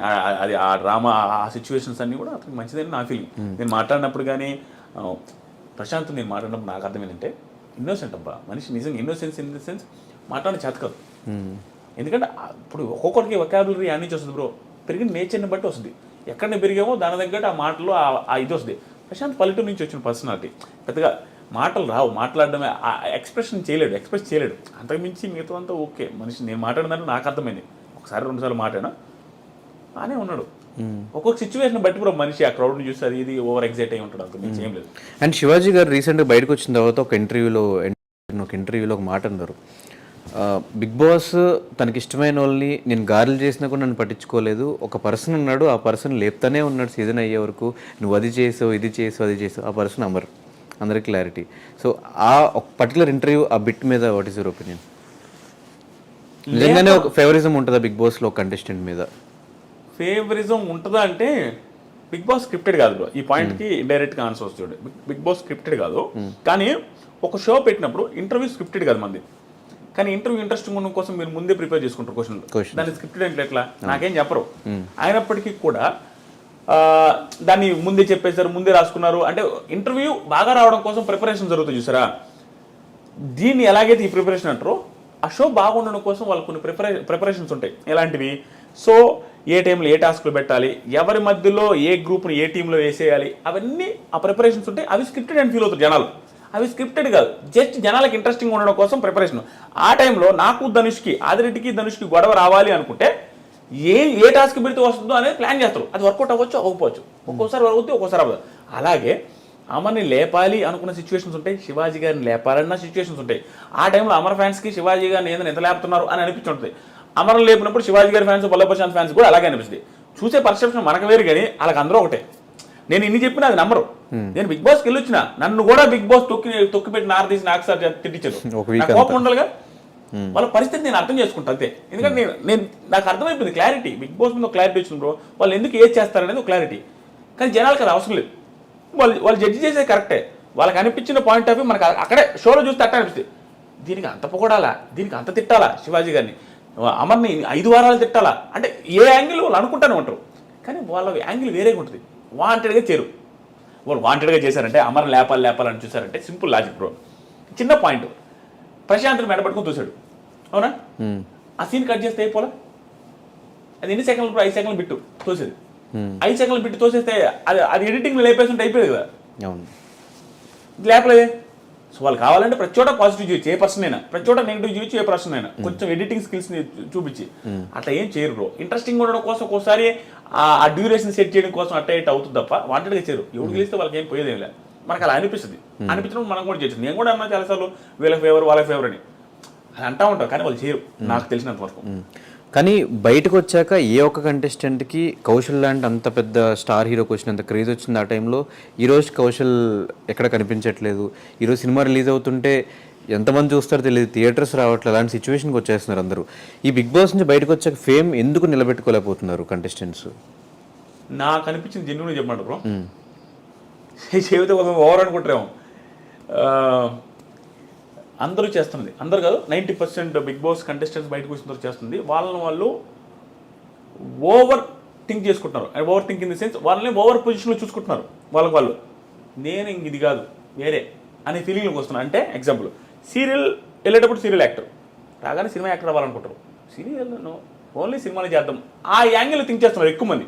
దానివల్ల సీరియల్కి దూరం అయిపోతారు. సినిమాలు ఒకటే వస్తాయి, ఇంకా అతను తాగిపోతాయి. సీరియల్కి రావాలంటే నామోషి తక్కువ, నామోషి ఉంటుంది. ఒకవేళ సీరియల్కి వచ్చినా కూడా కొంచెం ఓవర్ పాపులారిటీ ఏంది ఇప్పుడు సీరియల్లో చూస్తే ఎట్లా ఉంటుందో కొంచెం దానికి సరిపోడేమో అనే ఫీలింగ్ వస్తుంది వీళ్ళకి. ప్లస్ రెమ్యూనరేషన్ వాళ్ళు యాక్సెప్ట్ చేయలేరు, ఎందుకంటే సినిమాలు చేసి వచ్చిన వాళ్ళు మళ్ళీ సీరియల్ చేయలేరు. అలా నువ్వు చేసింది నువ్వు ఏదైతే అంతకుముందు చేస్తున్నావో అది చేస్తే నీకు ఓవర్. ఇప్పుడు అమెరికాలో చేస్తే జాబ్ ఎలా ఉంటుంది, ఇండియాలో చేస్తే జాబ్ ఎలా ఉంటుంది? అమెరికాలో 10 లక్షలు వచ్చిన ఒకటే, ఇండియాలో 2 లక్షలు వచ్చిన ఒకటే, 1 లక్ష వచ్చినా ఒకటే.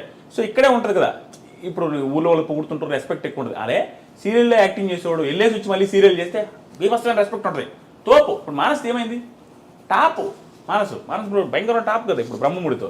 సో అలా వస్తుంది. కానీ వేరే రకంగా థింక్ చేస్తారు. ఇప్పుడు ఎగ్జాంపుల్కి నా కెరీర్ బాగుందా లేదా, బిగ్ బాస్ ముందు బిగ్ బాస్ తర్వాత ఇంకెక్కువ సంపాదిస్తాను, సబ్స్క్రైబర్లు వచ్చారు. ఇప్పుడు బయటకు వచ్చిన తర్వాత కానీ ఎంత బాగుంది.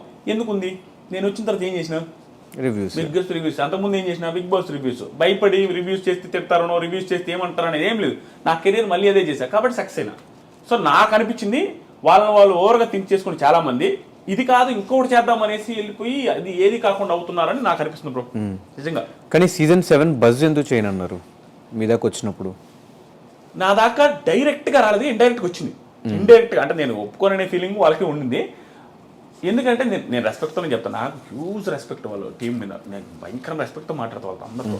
ఎందుకంటే అక్కడ నాది తెలిసిందే బ్రో, నా టైం రివ్యూస్ చేయాలి. మళ్ళీ ఈ సంవత్సరం వాళ్ళు రివ్యూస్ చేయొద్దంటారు. బిగ్ బాస్ బజ్ చేస్తే రివ్యూస్ చేయకూడదు.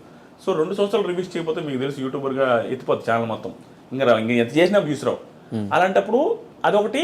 ఇంకొక రీజన్ ఏంటంటే 2 సంవత్సరాలు రివ్యూస్ చేయకపోవడం వల్ల మనకు రివ్యూస్ అంటే ఇష్టం. నేను ఎందాక చెప్పిన వచ్చిన తర్వాత మీరు ఏదైతే చేయాలనుకుంటే అదే చేస్తే సక్సెస్ అవుతావు. నువ్వు ఈ స్థాయి పెరగాలనేసి చూసావనుకో బిగ్ బాస్కి వెళ్ళి వచ్చిన వాళ్ళకి చాలా మందికి అవ్వదు, కొంతమందికి అవుద్ది, చాలా మందికి అవ్వదు. అది కూడా థింక్ చేసుకుని ఏది చేస్తానో అదే చేస్తే లైఫ్ బాగుంటుంది అనేసి అదే చేసుకున్నాను. నేను ఎక్కువ చేయట్లా. దానికి రీజన్ కూడా ఉంది బ్రో, నేను చెప్పేస్తాను అనిపించింది. దానికి రీజన్ ఏంటంటే నేను ఏందో చెప్పినట్టుగా హ్యూజ్ ప్రాబ్లమ్స్ చూసాను. నేను చూడండి ప్రాబ్లమ్స్ కాదు, ఫ్యామిలీ స్ట్రగుల్ అయ్యేది కళ్ళ ముందు నేను చూసాను. మొత్తం మా అక్క పెళ్లి కావాలంటే 1.5 లక్ష కోసం చెట్టుగారికి ఒక ఇల్లు అమ్మేసాం మేము. నేషనల్ హైవేలో ఉన్న ఇల్లు అమ్మేసాం 1,75,000కి. పెళ్ళి అవ్వాలంటే ఇల్లు అమ్మాల, నేను చదవాలంటే 1 ఎకరం అమ్మాల, బ్యానీ అమ్మాల. అలాంటి సిచ్యువేషన్ చూసా. ఏది కావాలని ఒకటి అమ్మితే వచ్చింది నాకు. అట్లాంటి సిచ్యువేషన్ చూసినోడిని, ఒక పీక్ ప్రాబ్లమ్ చూసిన పర్సన్, ఫ్యామిలీ బాధ్యతలన్నీ భుజాన వేసుకున్న పర్సన్ ఏం చేస్తాడు బ్రో? వచ్చిన తర్వాత కెరీర్ మీద చాలా ఫోకస్గా ఉంటుంది. ఎందుకంటే నేను మళ్ళీ వెనక్కి వెళ్ళి ఫ్యామిలీని స్ట్రగుల్లో తోయాలని నాకు అసలు లేదు. కాబట్టి ఎక్స్ట్రా చేయకుండా మళ్ళీ రివ్యూస్ చేసుకుందాం. బజ్కి వస్తే మళ్ళీ రివ్యూస్ పోతే ఇంటి దేకపోతే బజ్లో వాళ్ళు అడిగిన క్వశ్చన్ అడుగుతావు. నువ్వు నెగిటివ్ అయితే నీ పర్సెప్షన్ ఉంటే నీ టాలెంట్ మీద నువ్వు ఉంటే అది వేరేగా ఉండొచ్చు. వేరే వాళ్ళ క్వశ్చన్స్ నువ్వు అడిగితే దానికి నువ్వు జస్టిఫికేషన్ ఇవ్వలేకపోతే నువ్వు నెగిటివ్ వేస్తే నీ కెరీర్ స్పాయిల్ అయితే నీ ఫ్యామిలీ నువ్వు చూస్తుడు. నేను నా ఫ్యామిలీ విషయంలో మాత్రం ఎక్కడ వెనక అడిగాను బ్రో. నేను అనుకుంటే ఆ ఫ్యామిలీని మళ్ళీ ఆ స్థాయికి వెళ్ళకూడదు, నేను మళ్ళీ వెనక్కి వెళ్ళకూడదు. అలాగే కెరీర్ ప్లాన్ చేసుకున్నాం. అది కూడా ఒక రీజన్. ఇంకో రీజన్ కూడా అనిపించింది నాకు, మేబీ బజ్కి తక్కువ డబ్బులు వస్తాయి, రివ్యూస్ చెప్పుకుంటే ఇంకెక్కువ డబ్బులు వస్తాయి. అది కూడా రీజన్. అది మెయిన్ రీజన్ కాదు, డబ్బులు పెద్ద పట్టించుకుందని ఇది అది కూడా మెయిన్ రీజనేలే. ఎందుకంటే ఫ్యామిలీ గురించి ఆలోచించినాను. మళ్ళీ వెనక్కి వెళ్తామేమో లేదు ఓవర్ యాక్షన్ చేసి మనం సెట్ కాకపోవచ్చు బజ్జు ఓవర్ యాక్షన్ ఎందుకు చేసుకుని లైఫ్ స్పాయిల్ చేసుకుని నాకు ఆ రోజులు గుర్తు చేసుకుని భయం బాధ భయం వేస్తుంది బ్రో. ఏంది బ్రో అసలు నేను చెప్తాను, నేను చెప్తే నాకు ఒకసారి అనిపిస్తుంది, నేను ఫిష్ తిన్ను, ప్రాన్స్ తిన్ను, మటన్ తిన్ను. నాకు తెలియదు, ఎందుకంటే చిన్నప్పుడు తెచ్చేది మా ఇంట్లో, నిజంగా తెచ్చేది. ఫిష్, ప్రాన్స్, మటను మా ఇంట్లో ఎక్కువ తేరు, ఎక్కువగా అసలు తెచ్చినట్టు నాకు అసలు గుర్తులేదు. కాబట్టి నాకు అది అలవాట్లేదు, ఆ టేస్ట్ తెలియదు. కాబట్టి మటన్ స్మెల్ అంటే అమ్మ అది కంపురా అంట, ఎందుకంటే నాకు పడదు. ఎందుకంటే చిన్నప్పుడు తిని అలవాటు అయితే అది మనకు అలవాటు అవుతుంది. ఆ పొజిషన్ నుంచి వచ్చి ఏదైనా మనకి రావాలంటే చాలా కష్టపడ్డ రోజులేదు. కానీ నేనైతే బిల్డప్పే ఆ రోజు ఖర్చు పెట్టేవాడిని ఓవర్గా గాలిగా. కానీ నా దగ్గర మా ఇంటి వాళ్ళ దగ్గర లేదు, పీడించుకొని ఖర్చు పెట్టేది. కానీ ఈరోజు ఆ ప్రాబ్లమ్స్ మళ్ళీ చూడాలంటే భయం, అందుకే చాలా జాగ్రత్తగా ఉంటావు బ్రో, భయంగా ఉంటావు. రెవెన్యూ ఇప్పుడున్న యూట్యూబర్స్ అందరికంటే, రివ్యూస్ ఇచ్చే అందరికంటే మీకే ఎక్కువ రెవెన్యూ వస్తుంది. అండ్ అందరూ మీ రివ్యూస్ ఎక్కువ మంది చూస్తున్నారు మిగతా వాళ్ళతో కంపేర్ చేసి, వ్యూవర్షిప్ పరంగా కానీ మిగతా అంతే. ఇదన్నిటికీ రీజన్ ఏంటి? బిగ్ బాస్కి వెళ్ళి రావడమా? అంతే బ్రో, అది మెయిన్ రీజన్ అయ్యి ఉండొచ్చు. కానీ అంతకుముందు కూడా నాకు ఎక్కువ పోయాయి బానే. బిగ్ బాస్కి వెళ్ళి రావడం వల్ల ఫ్యామిలీ ఆడియన్స్ కనెక్ట్ ఇంకొంచెం వస్తున్నాయి. దాంతోపాటు ఏంటంటే బ్రో, నాది నెల్లూరు స్లాంగ్ కొంచెం జనాన్ని కనెక్ట్ చేస్తేమో అనుకుంటా. దాంతోపాటుగా నేను నార్మల్గా మాట్లాడేస్తా బ్రో, ఇంక దానికి స్క్రిప్ట్ అనుకోవడం ఏముండదు, నాకు అనిపించింది మాట్లాడతా. ఒకసారి అయితే కన్ఫ్యూజ్ అయ్యి వెనక్కి వెళ్ళి ముందుకు వచ్చి ఏదైతే చేస్తుంది అది వాంటెడ్గా చేయను, నాకు తెలియకుండా వచ్చేస్తుంది. ఎందుకంటే సింగిల్ టేక్ వేసేస్తా ఉంటా. మేబీ అది ఆ న్యాచురాలిటీ నచ్చిందేమో. ప్లస్ అన్ని పాయింట్స్ టచ్ చేస్తా, న్యూట్రల్గా చెప్తాను, ఒక్కరినే చెప్పను, ఒక్కరినే ఇదేం కాకుండా. మోస్ట్లీ నేను నాకు తెలిసిన వాళ్ళు పోయినా కూడా నేను పాజిటివ్గా చెప్పాలని నెగిటివ్గా చెప్పాలని ఏముండదు, నాకు అనిపించింది చెప్పేస్తాను జెన్యున్గా. దానికోటి ఫ్యామిలీ ఆడియన్స్ బిగ్ బాస్ వాళ్ళు కనెక్టే ఉన్నారు కాబట్టి దేవుడి దేవల్ల బిగ్ బాస్కి వెళ్ళి కూడా నెగిటివ్ కాకుండా వెరీ పాజిటివ్ బయటకు రావడం వల్ల జనాలకి నా క్యారెక్టర్ కూడా నచ్చింది చాలా మందికి బిగ్ బాస్ హౌస్లో. ఎందుకంటే నేను అంతకుముందు ఎవరికి తెలియదు బ్రో, నేను ఎలా ఉంటానో తెలియదు. అక్కడికి వెళ్ళిన తర్వాత ఇంత ఒబీడియంట్గా ఉన్నాడు, ఇంత సైలెంట్గా ఉన్నాడు మనిషి. మనం అనుకున్న దానికంటే రివ్యూస్లో చూసి జడ్జ్ చేస్తాం కానీ మనోడిని అన్నాడు అది ఇదని, మనిషి బాగానే ఉన్నాడు కదా, మంచిగా ఉన్నాడు, బాగా ఆడాడు అనే ఫీలింగ్ ఉంది. అది ఆ పాజిటివ్ కూడా నాకు వర్కౌట్ అయింది. దానివల్ల రివ్యూస్ బీభత్సం. నేను లాస్ట్ టైం కంటే కూడా డబల్ వ్యూస్ అన్నిట్లో, అన్ని రకాల డబల్ వచ్చింది. కానీ సీజన్ 5, 4, 3 అండ్ నాన్ స్టాప్ వీటిలన్నిటికీ మీరు రివ్యూస్ ఇచ్చినప్పుడు మీకు వచ్చిన రెమ్యూనరేషన్ యూట్యూబ్ నుంచి ఎక్కువ, కానీ బిగ్ బాస్ హౌస్కి వెళ్ళి వచ్చినా కూడా బిగ్ బాస్ నుంచి వచ్చిన రెమ్యూనరేషన్ చాలా తక్కువ. అయినా కూడా బిగ్ బాస్కి ఎందుకు వెళ్ళారు? రివ్యూస్ చెప్పుకోవచ్చు కదా అదే ఇయర్ కూడా, ఎందుకంటే మీకు డబ్బులు అంటే చాలా ఇంపార్టెంట్ కాబట్టి రివ్యూస్ చెప్పుకుంటే అయిపోయేది కదా, ఎందుకు బిగ్ బాస్కి వెళ్ళారు? అవును బ్రో, అదేంటంటే ఆ టైం ఎట్లా ఉంటుందంటే ఇది చాలా కంట్రవర్షియల్. అంటే ఇప్పుడు ఏమైందంటే ఆ టైంలో వాళ్ళు నన్ను అడిగినప్పుడు మనకి ఎట్లా ఉంటుంది బ్రో, రివ్యూస్ చేస్తున్నాము బిగ్ బాస్కి వెళ్ళని ఎవరికైనా ఉంటుంది బ్రో, రివ్యూస్ చేసేవాడు ప్రతి ఒక్కరికి బిగ్ బాస్కి వెళ్ళాలని ఉంటుంది. అది ఇది గెలవాలనే పాయింట్ కంటే అది ఎలా ఉంటుందో చూడాలని ఎక్సైట్మెంట్ అందరికీ ఉంటుంది. కానీ నెగిటివ్ అవుతావేమో, ఇందాక మీరు బజ్కి ఎలా భయపడ్డారు, ఒకవేళ బిగ్ బాస్కి వెళ్ళొచ్చిన తర్వాత నేను రివ్యూస్ చెప్తే ఆ రివ్యూస్ ఎలా తీసుకుంటారు ఆడియన్స్? అరే నువ్వు కూడా వెళ్ళావు కదా హౌస్లోకి. పోసుకున్నా బ్రో, వెళ్ళేటప్పుడు పోసుకున్నా, చాలా రోజులు ఆలోచించా. ఇది వాళ్ళకి వెళ్ళాలనే ఉద్దేశంతో ఇంటర్వ్యూలో నేను వచ్చేస్తాను, నాకు ఏ సంబంధం నేను వచ్చేస్తాను అని చెప్తున్నాను. కానీ ఓ మూలలో భయం, నేను సెలెక్ట్ అవుతున్నాను, సెలెక్ట్ అయ్యానని మెయిల్ వస్తుంది, మీరు రెడీ అవ్వచ్చు అని చెప్పినప్పుడు కూడా నువ్వు చెబుదామనే ఫీలింగ్ కూడా ఉండింది 50 to 60%. ఎందుకంటే అవన్నీ ఆలోచుకున్నా, ఒరే ఒకవేళ నేను ఫిజికల్గా స్ట్రాంగ్ కాదు, అలా లోపలికి వెళ్ళిన తర్వాత ఆడినా, కానీ నాకు భయం. ప్లస్ భయంకరమైన ఇంట్రోవర్ట్ నేను, అమ్మాయిలు ఫేసే చూడను. నేను అసలు అమ్మాయిలు నాకు ఎదురుకుంటే మనం ఫేస్ చూస్తుంటే వాళ్ళు ఇంకేదైనా తప్పుగా అనుకుంటారేమో అనేసి నేను అసలు చూడను, ఇలా అన్నాం ఇలా మాట్లాడుతూ ఉంటాను. అలాంటి పర్సన్ నేను అక్కడికి వెళ్ళిన తర్వాత వాళ్ళతో మాడకపోతే ఇంకెట్ట వర్కౌట్ అవుద్దని నాకు తెలుసు, నేను నెగిటివ్ అయిపోతాను, కెరీర్ స్పాయిల్ అవుద్ది అని భయపడి. కానీ ఒక మూలలో బిగ్ బాస్ మీద నేను ఇష్టం డామినేట్ చేసేసింది బ్రో. మన వీక్ ఉండి వచ్చినా చాలు, తర్వాత మళ్ళీ రివ్యూస్ ఏదో ఒకటి చేసి నా తప్పులన్నీ ఒప్పేసుకుందాం, నేను నా వల్ల కాదు, నేను ఓన్లీ రివ్యూస్లో పని చేస్తాను, నేను ఆడలేను అని చెప్దాం అనుకున్నాను. నా వల్ల కాదులే, ఏముంది మన చేతుల్లో లేదని. కానీ 1 వీక్ అయినా ఉండేసి వద్దాం అనేసి గట్టిగా అనుకున్నప్పుడు అంటే అదొక సక్సెస్ ఇలా ఫీల్ అయ్యా. ఏమరా రివ్యూస్ చెప్పినాము, మేము బిగ్ బాస్కి వెళ్ళొచ్చాము, మాకు ఊరికే వస్తుంది బిగ్ బాస్ ఛాన్స్ అనే ఫీలింగ్ ఉంటుందా అనే ఫీలింగ్లో ఉన్నా. కానీ ఆ భయం అయితే ఉండింది. కానీ అక్కడికి వెళ్ళిన తర్వాత ఏంటంటే నువ్వు 1 వీక్ ఉంటే బ్రో బిగ్ బాస్ హౌస్లో భయంకర కాన్ఫిడెన్స్ వస్తుంది. తెలియకుండా నేను ఆంజనేయ స్వామి దూరినంత, అంటే బలం లేనివాడి కాడ కూడా బలం వస్తుంది, బలపరిచిన తెట్టాడు అట్లా వస్తుంది. ఎందుకంటే అక్కడ కాన్ఫిడెన్స్ వచ్చేస్తుంది మనకి. ఇప్పుడు ఇంకా బాగా ఏదో డౌన్ నుంచి వస్తుంది చూసినా, వాడికి వచ్చే కాన్ఫిడెన్స్ వేరే, ప్రశాంత్ లాగా నాకు వచ్చినట్టుగా. ఏం తెలుసా, ఆడికి అది పెద్ద ఛాన్స్, వాడికి పోయేదిలే ఇంకేమి. 2వ వారానికి వచ్చేసిన పోయేదేలే, 3వ వారానికి వచ్చేసినా పోయేదిలే. ఎందుకంటే వాడికి అది అంతా బోనస్సే, ఏదొచ్చినా బోనస్సే. 1 వీక్లో వెళ్ళిపోతే ఆల్రెడీ 1 వీక్లో వస్తే ఎవడు కూడా ఫీల్ అవుతాడు. షాక్ అయ్యేదేముంది, ఆదిరెడ్డికి ఏముందిరా 1 వీక్లో వస్తాడు, వాడికి నెగిటివ్ అందరినీ అన్నాడు రావాడు అని అనుకుంటాం. ఆ కాన్ఫిడెన్స్ ఉండేది. కాబట్టి మనకు పోయేది ఏం లే అని కొంచెం హ్యాపీ. ఇంక వచ్చే వారాలను బోనస్ అని స్ట్రగుల్ లేకుండా, స్ట్రెస్ లేకుండా ఆడా. కానీ ఒక రివ్యూవర్గా మీరు హౌస్లోకి వెళ్ళినప్పుడు మీతో పాటు ఉన్న మిగతా రివ్యూవర్స్ అందరూ బయట నుంచి నెగిటివ్ రివ్యూస్ ఇచ్చారు మీ మీద చాలా ఎపిసోడ్స్. సో అవన్నీ మీరు యాక్సెప్ట్ చేస్తారా? యాక్సెప్ట్ చేయను, నేను యాక్సెప్ట్ చేయను. అలాగే ప్రతి కంటెస్టెంట్ కూడా వచ్చిన తర్వాత యాక్సెప్ట్ చేయరు, నేను చేయను. అలాగే ప్రతి కంటెస్టెంట్ కూడా వచ్చిన తర్వాత ఏం చేస్తారు తెలుసా, ఆ రివ్యూవర్ ఈ రివ్యూవర్ అట్లా చేశారంటారు. నేను ఆ పాయింట్ కాదు, నా పర్సెప్షన్ వేరే అంటారు. నిజం అది, నా పర్సెప్షన్ నిజంగానే వేరే. అక్కడికి వెళ్ళి ఏ కంటెస్టెంట్ తప్పు చేయడు బ్రో, ప్రతి దానికి జస్టిఫికేషన్ వాళ్ళ దగ్గర ఉంటుంది. కానీ అవన్నీ రివ్యూవర్కి అనవసరం. అలాగే నేను రివ్యూస్ చేసేటప్పుడు కూడా అంతే. అలాగే నన్ను అనేటప్పుడు రివ్యూవర్ సిస్టమ్ కూడా అదే. ఏం తప్పు పట్టను. నిజంగా నాకు ఎవరైతే నెగిటివ్ చెప్పారో, ఎవరైతే నెగిటివ్ అన్నారో వాళ్ళ ఒపీనియన్ చెప్పారో నేను రెస్పెక్ట్ చేస్తాను. ఎందుకంటే నేను అదే చెప్పింది అందరి మీద. సో ఆ కంటెస్టెంట్స్కి మాత్రం నిజంగా అలా అనిపిస్తుంది. నేను కంటెస్టెంట్కి ఏమనుకుంటా, ఆ పాయింట్లో నెగిటివ్ చేశారా ఇల్లు, ఆ పాయింట్లో నేను అందుకు కదా, ఆ రీజన్ వేరే ఉంది కదా, దానివల్ల కదా నేను ఆ రోజు అట్లా చేసింది అని నాకు జస్టిఫికేషన్ ఉంటుంది. కానీ అది వాళ్ళకి అనవసరం. చూసిందే చెప్తారు. చూసింది చెప్పడంలో తప్పేం లేదు. నేను అదే తప్పు పట్టను, వాళ్ళు మాట్లాడే చేశారని వాడిను. బిగ్ బాస్కి వెళ్ళొచ్చిన తర్వాత ఒకప్పుడు నేను కొన్ని రివ్యూస్ తప్పుగా చెప్పానేమో అన్న ఫీలింగ్ వచ్చిందా? వచ్చింది బ్రో. ఎందుకంటే వచ్చింది కానీ దానికి ఏం చేయలేము బ్రో. వాళ్ళు చూపించింది చెప్పాలా. ఎక్కడ వచ్చింది చెప్పంటారా? యాంకర్ రవి ఉన్నారు చూసారా. నెక్స్ట్ క్వశ్చన్ అదే.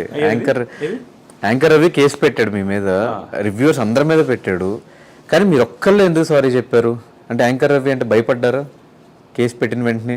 భయం ఏం కాదు బ్రో. ఎట్లా ఉంటుంది అంటే, నేను ఇందాక చెప్పిందే, ప్రతి ఒక్కటి ఫ్యామిలీ రిలేటెడ్ ఉంటుంది నా ఆలోచనలని. మా వైఫ్ కూడా ఫీల్ అయింది సారీ చెప్పినందుకు. ఎందుకు సారీ చెప్పడాలో, నువ్వేం తప్పు చేయలేదు కదా. వైఫ్కి ఉంటుంది కదా బ్రో, మనం తక్కువ చేసుకొని మనం దిగి చెప్పాలంటే వాళ్ళ ఫీలింగ్ ఉంటుంది. నేనేమంటానంటే, మన ఫ్యామిలీ ఉంది బ్రో, ఫ్యామిలీని ఎందుకు బాధ పెట్టాలా అంటే పోయేదేముంది సారీ చెప్తే. దట్టు నేను ఫ్యామిలీకి ఎంత గౌరవిస్తానో అలాగే ఆ పర్సన్ నాకు రవీంద్ర కానీ వాళ్ళ వైఫ్ ఆవిడ మేడం కానీ చేసినప్పుడు ఏమన్నారు, మా ఇంటి వాళ్ళు బాధపడ్డారు, మీరు కొన్ని మాటలకి అన్నారు. నేను ఏం అనింది ఏమిలే, బాధపడేంత మాట. కానీ వాళ్ళు బాధపడ్డప్పుడు మనం సారీ చెప్తే అన్న సారీ అన్న అంత హట్ అయ్యారా మీరు అని అట్లా చెప్పా. తర్వాత స్టోరీ పెడితే బాగుంటుంది, మనం ఎండ్ చేద్దామంటే స్టోరీ పెట్టా. అంతకుమించి భయము గీమని కాదు, ఇక్కడతో ఎండ్ చేద్దాం, ఎందుకు ఫ్యామిలీ స్ట్రగుల్ అవ్వడం అనే ఫీలింగ్తో ఎండ్ చేశా. కానీ బిగ్ బాస్కి వెళ్ళేసి వచ్చిన తర్వాత యాంకర్ రవి ఉన్నారు చూసారా, ఆయన పర్సెప్షన్ నాకు అర్థమైంది. ఇప్పుడు సారీ ఫీల్ అయ్యా. వెళ్ళొచ్చిన తర్వాత నేను మనసులో సారీ ఫీల్ అయ్యా. ఆయనతో డైరెక్ట్గా ఎప్పుడు చెప్పలా. కానీ నేనేం తప్పు చేసింది ఏం లే రివ్యూస్లో. కానీ నాకు తెలియదు ఏం జరిగిందంటే, చిన్నది బ్రో, కొంచెం లెంత్ అయినా జనాలకు అర్థమయ్యేది ఇది. అక్కడ ఏమైందంటే ఆ రోజు ఇష్యూ యాంకర్ రవి వాళ్ళ ఇష్యూ ఏమైందంటే, ఆయనది ఒక టాస్క్లో టీషర్ట్లు వేసుకొని సన్నీ, యాంకర్ రవి, మానసు వీళ్ళు టీషర్ట్లు వేసుకుంటా ఉండాలి స్విమ్మింగ్ పూల్కి. ఆ టాస్క్లో రవి యాంకర్ రవి అన్న సంచాలకు ఆయనకి లోపల ఏదో చెప్పాడంట బిగ్ బాస్ రూలు మార్చి. అది మనకు టెలికాస్ట్ చేయలే. అది మనకు రివ్యూవర్స్ రవి కావాలని సన్నీని ఓడించాలని ఇటు చేశాడు, కన్నింగ్ చేశారు అట్ట ఇట్ అనేసి రివ్యూస్ నెగిటివ్ చేసేసాం. కానీ ఆయనకి బాధ అనిపించింది ఎక్కడ తెలుసా, ఆయనకి రియాలిటీ తెలుసు లోపల ఏం జరిగిందో. ఈ నాయలకి ఏం తెలుసు అని లోపల అంత జరిగితే వీళ్ళు అంత మాట్లాడారు నన్ను అనేసి ఆయన హట్ అయ్యిండు. అందుకు కేసు పెట్టాడు main, one of the reasons. కానీ మాకు కాలింది, మేము ఆడు చూపించింది కదా చెప్పినమని. కానీ నేను వెళ్ళిన తర్వాత నాకు అర్థం ఏంటంటే, నిజంగానే బిగ్ బాస్ లోపలికి పిలిచినప్పుడు టాస్క్ ఎక్స్ప్లెయిన్ చేసేటప్పుడు ఆదిరెడ్డి అర్థమైందా అనగానే, బిగ్ బాస్ ఇది అర్థం కలదాం అనుకోండి, ఆ కంటైనర్లో నీళ్ళు నింపిన తర్వాత ఇలా చేయాలని ఏదో చెప్తారు ఎక్స్ట్రాది, అది మనం చూపిరు. మీకు అర్థమైంది నా పాయింట్? నువ్వు అడిగితే ఏదో చెప్తారైనా రిజల్యూషన్ చెప్తున్నావు ఇట్లా చేయాలి చేయని, అది మనం చూపిరు. అప్పుడు 1 hour ఉండింది. 24/7 కూడా చూపిరు. కొన్ని 24/7 అసలు కన్ఫెషన్ అవుతుంది చూపిరు. అప్పుడు మనం ఏం చేస్తుంది తెలుసా, నెగిటివ్ అనుకుంటారు. అది నాకు అక్కడికి అర్థమైంది. యాంకర్ రవి బ్రో కూడా బయటకు వచ్చిన తర్వాత చెప్పాడు, నాకు వేరే చెప్పారా అక్కడ కన్ఫెషన్లో వీళ్ళకి అది తెలియదని. అప్పుడు అనిపించింది, ఓహో నిజమే మనం చెప్పినట్టే. అక్కడ హౌస్లో అనిపించింది నిజమే కదా, ఆయనకు కూడా ఆ రోజు ఈ రూల్స్ అని చెప్పుంటాడేమో, ఆయన చెప్పి నిజంగానే చెప్పుంటారేమో, మనం తప్పుగా అనుకుంటామని. తప్పదు కదా, మనం చూసే చెప్తాం. బట్ ఎవరి యాంగిల్ వాళ్ళది బ్రో, వాళ్ళకి అలా బాధపడడం తప్పులేదు, మనం ఇక్కడ చెప్పింది కూడా తప్పులేదు, జరిగిపోతూ ఉంటుంది. ఆదిరెడ్డికి పొలిటికల్ సపోర్ట్ ఉందా? హౌస్లో కూడా చాలాసార్లు విన్నాము, బయటకు వచ్చాక కూడా వైఎస్ఆర్సీపీకి సపోర్ట్ అని కొన్ని వీడియోస్లో చూసాను, ట్విట్టర్లో పోస్ట్ చేయడం, ట్వీట్ చేయడం. ఏం ట్వీట్ చేశాను? Happy birthday YS Jaganmohan Reddy గారు అని. అమ్మ నువ్వు కూడా పడుకున్నావు బ్రో, ఎంత కామెడీ అంటే రెడ్డి ఏమన్నా అదేమన్నా అదే బ్రో కావద్దు. నాకు ఏముందంటే, జనాలు కొంతమంది చూస్తే ఎంత ఆశ్చర్యంగా అనిపిస్తుంది తెలుసా. అంటే ఒకడికి ఒక అంటే ఆ రైట్ కూడా ఉందా, ఒకటి విష్ చేయకూడదా, ముఖ్యమంత్రికి విష్ చేయకూడదా? స్టన్ అవుతావు. నీకు నేను స్క్రీన్ షాట్ పంపిస్తా, నువ్వు స్క్రీన్ మీద వేయాల. చంద్రబాబు నాయుడు గారు ఉన్నారు కదా, ఆయన ప్రతిపక్షంలో ఉన్నప్పుడు చంద్రబాబు గారికి నేను హ్యాపీ బర్త్డే సార్ అని పెట్టా. ప్రతిపక్షంలో ఉన్నారు, ఆయన అధికార పక్షంలో కూడా లేరు. మొన్నే లాస్ట్ ఇయర్ అనుకుంటా, సార్ హ్యాపీ బర్త్డే సార్ అని పెడితే చంద్రబాబు నాయుడు గారు నాకు రిప్లై ఇచ్చారు బ్లూటిక్ ఉండడం వల్ల. నా అదృష్టం కొద్దీ నేను మా ఊరు మొత్తం, మా ఊర్లో ఏనాడు పేపర్లు కూడా వేశారు, మా విలేకరులు చేసి అమ్మ నీకు చంద్రబాబు గారు ఇచ్చారని. టీడీపీ కూడా ఫోన్ చేశారు, మా ఆయన మా పెద్ద ఆయన మీకు ఇచ్చారని. టీడీపీకి ట్వీట్ వేసినప్పుడు చంద్రబాబు గారికి జగన్కి సీఎం అయితే చేయమా బ్రో, జగన్ గారికి ఏమా. నాకు మొన్న జగన్ గారు హ్యాపీ బర్త్డే సార్ అని పెట్టా, పెడితే కింద నువ్వు కులపిచ్చిరా, నువ్వు వైసీపీ రాడ్రో. నేను అప్పుడు వెంటనే ఒరే చంద్రబాబు గారికి కూడా చెప్పినారు, ఆయన రిప్లై కూడా ఇచ్చారా అలాంటి వాళ్ళకి రిప్లై ఏడిస్తాం, ఆ స్క్రీన్ షాట్ పెడదాం అనుకున్నా. ఇంక వదిలేసిన, నీకు ఎక్స్ప్లెయిన్ చేసిన ఎన్నో బ్రో, నీకు ఆ స్క్రీన్ షాట్ పంపిస్తే వేయండి.